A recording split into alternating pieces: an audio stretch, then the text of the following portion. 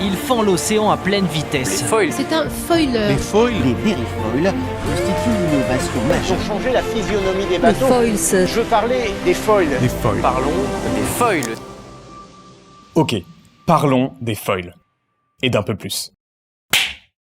Bonjour, je m'appelle Jules Richeux, j'étudie l'architecture navale à l'ENSTA Bretagne et je travaille à l'école centrale de Nantes sur la simulation des foils. Reprenons depuis le début. Quand un bateau avance, il pousse de l'eau. Ça crée des vagues et des frottements sur sa coque qui viennent le freiner. C'est à cause de cette résistance de l'eau que le moteur doit tourner ou que le vent doit souffler dans les voiles pour que le bateau continue d'avancer. Maintenant, si on place une aile sous la coque, un foil, on génère une force de portance qui vient soulever la coque qui n'est alors plus freinée par l'eau. Et si le foil est bien conçu, sa résistance est moins grande que celle de la coque. À une même vitesse, on dépense donc moins d'énergie pour avancer. Et c'est là que ça devient intéressant. Comment on sait, avant de le construire, si un foil est bien conçu ?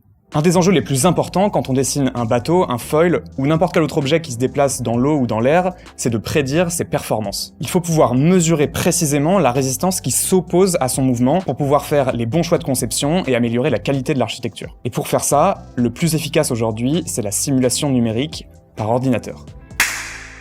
Pour améliorer n'importe quel système de transport ou autre, il faut être capable d'évaluer les performances. Je vous présente Jeroen Wakers. Ça fait 15 ans qu'il travaille à Centrale Nantes sur la simulation numérique en hydrodynamique. C'est lui qui dirige le projet dans lequel je travaille.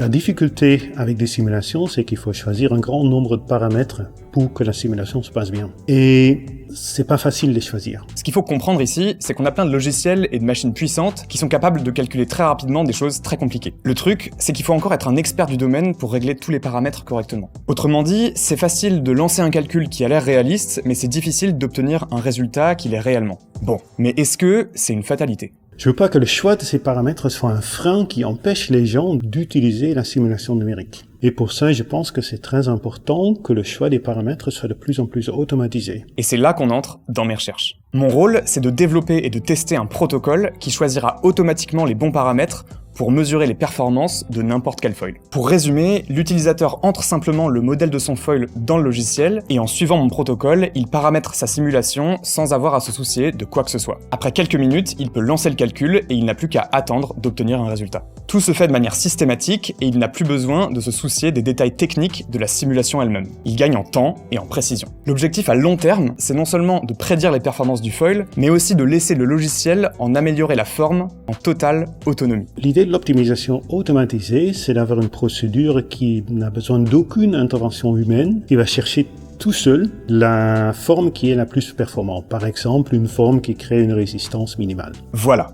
C'est ça qu'on cherche. Laisser le soin à l'ordinateur de réduire l'énergie dépensée par le foil de manière beaucoup plus efficace que ce que ferait un humain, même expérimenté. Rien que ça. Bon, super. On a une nouvelle technologie automatique, comme il y en a de plus en plus. Mais, en vrai, à quoi ça sert ? Les foils ne vont pas directement régler les problèmes du fret maritime, par exemple. Mais alors pourquoi je pense que c'est important ? Mieux que ça, pourquoi je pense que c'est pertinent dans un contexte où le développement durable, c'est la priorité ? Il y a deux raisons à ça. Tout d'abord, les hydrofoils, ça intéresse beaucoup les architectes navals en ce moment, et c'est un domaine où ils sont habitués à innover.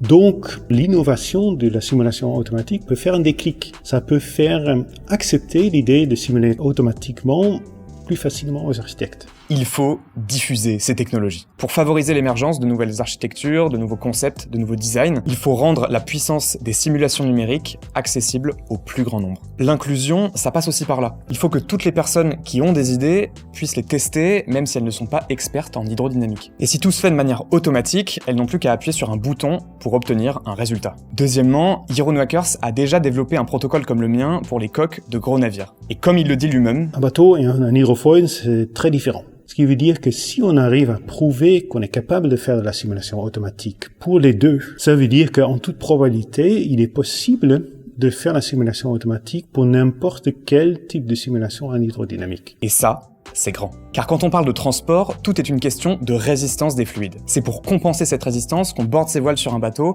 qu'on donne des coups de pédale sur son vélo ou qu'on appuie sur l'accélérateur de sa voiture. En prouvant que la simulation automatique est aussi possible pour les foils, on essaie de montrer que les méthodes qu'on développe peuvent s'adapter bien au-delà de l'industrie navale et servir à bien d'autres choses qu'à faire voler des bateaux. Si la simulation automatique peut aider plus de gens à avoir une idée précise des performances, ça va aider les architectes, les ingénieurs à pousser plus loin le développement et l'innovation. Je pense que c'est la bonne direction. Inclure davantage de gens pour améliorer la qualité des transports et pousser plus loin le développement et l'innovation.